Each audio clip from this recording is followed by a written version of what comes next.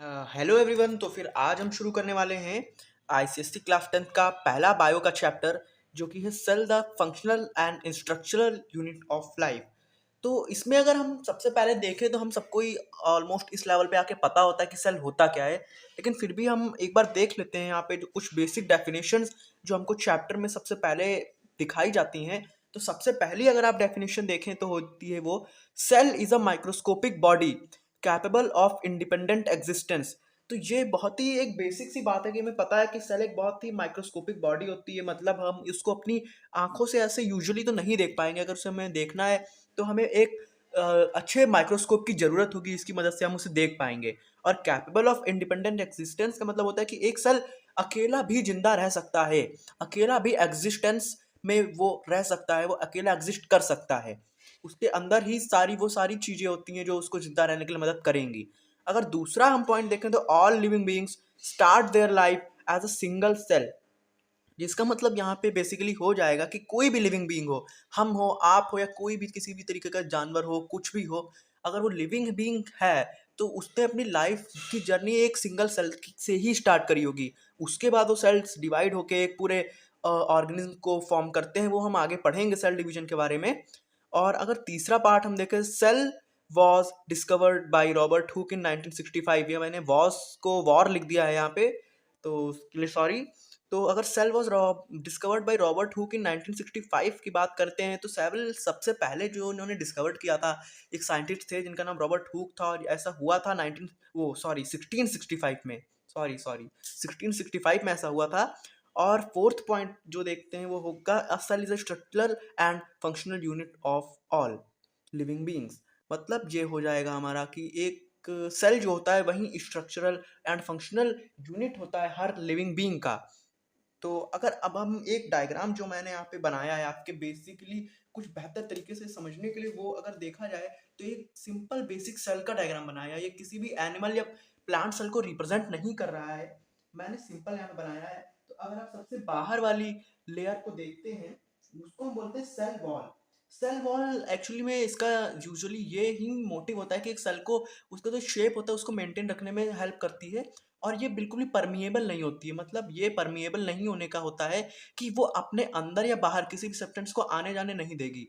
अगर आप बाहर हैं तो बाहर रहेंगे, अंदर हैं तो अंदर रहेंगे, आप उसके थ्रू, उसके आर पार कोई मूवमेंट नहीं पॉसिबल रहेगा। और जो दूसरी जो लेयर है सेल वॉल के बाद जो अंदर है, उसको हमने बोला plasma membrane. Plasma membrane basically वो भी ऑलमोस्ट वही सारे फंक्शंस करती है, लेकिन एक जो सबसे बड़ा मेजर डिफरेंस सेल वॉल और प्लाज्मा मेम्ब्रेन में होता है वो होता है ये कि सेल वॉल हमें पता है वो परमिएबल नहीं है, मतलब अपने थ्रू कोई भी मूवमेंट अलाउ नहीं करती है।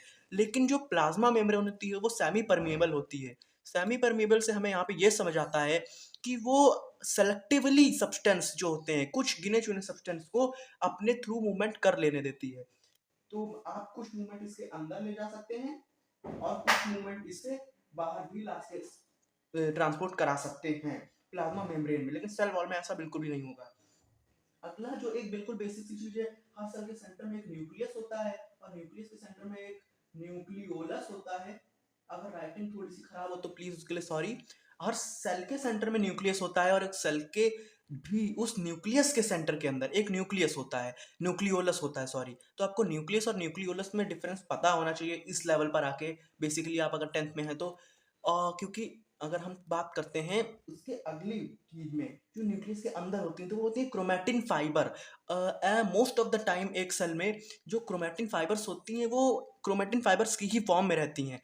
कहने का मतलब ये है कि वो क्रोमेटिन फाइबर आपको सिंपल सिंपल से धागों की फॉर्म में दिखेंगे। आपको ऐसा लगेगा अगर आप माइक्रोस्कोप से एक सेल देखते हैं कि सेल के न्यूक्लियस के अंदर ना धागे हैं, और उन्हीं धागों को हमने बोल दिया क्रोमेटिन फाइबर। लेकिन लेकिन अगर सेल डिवाइड हो रहा है, सेल डिवीजन स्टेट में आने वाला है, वो डिवाइस होने ही वाला है, तो यही जो धागे हैं, यही क्रोमेटिन फाइबर्स जो हैं, यही कंडेंस हो जाएंगे। कंडेंस का मतलब अभी तो आप ये समझ लीजिए कि वो आपस में कॉम्पैक्ट हो जाएंगी, आपस में जुड़ जाएंगी और बना लेंगी क्रोमोसोम। आपने ये नाम कई बार सुना भी हो सकता है, क्रोमोसोम बना लेंगी। मतलब क्रोमेटिन फाइबर जो थी सेल डिवीजन के टाइम पे कंडेंस होकर क्रोमोसोम बना लेंगी।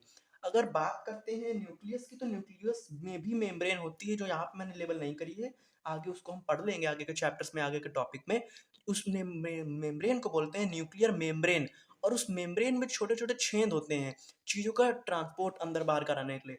उन छेदों को बोलते हैं हम न्यूक्लियर पोर्स, ठीक है? तो अगर न्यूक्लियस की बात हो गई, अगला जो हम यहाँ पे स्ट्रक्चर देखते हैं ये काफ़ी ज़रूरी और इंडिविजुअल स्पेसिफिक भी होता है ये, वो होता है ये सेंट्रोसोम। सेंट्रोसोम एक्चुअली क्या होता है, ये आप देख सकते हैं छोटे से क्रॉस के शेप में आप देख रहे पा रहे होंगे यहाँ पे।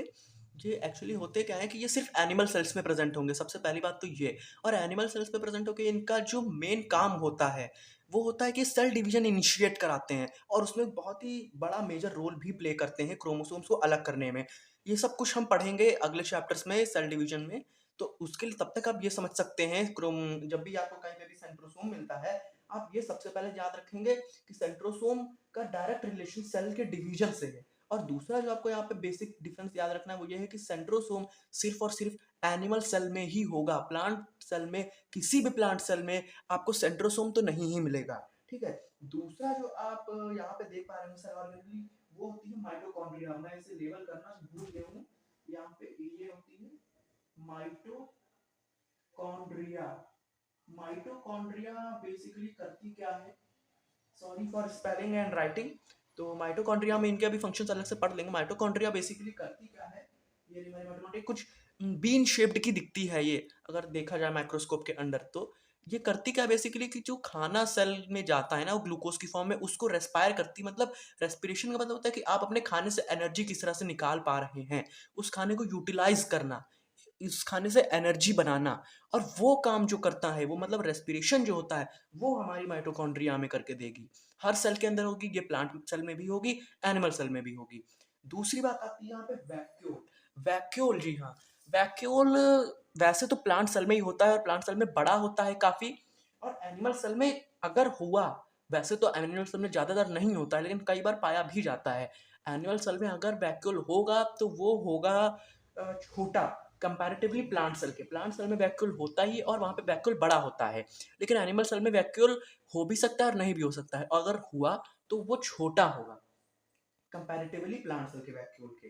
वैक्यूल का फंक्शन हम आगे इस वीडियो में पढ़ेंगे, तब तक के लिए आप जान लीजिए। और कुछ यहाँ पे और स्ट्रक्चर्स आप देख पा रहे हैं जैसे कि गोल्गी बॉडीज और ईपीआर। ईपीआर का मतलब क्या होता है, ईपीआर का मतलब होता है एंडोप्लाज्मिक रेटिक्यूलम। एंडोप्लाज्मिक रेटिक्यूलम ये हम आगे पढ़ेंगे इसको डिटेल में थोड़ा सा, क्योंकि ज़रूरी भी है। और गोल्गी बॉडीज को भी हम आगे देख लेंगे।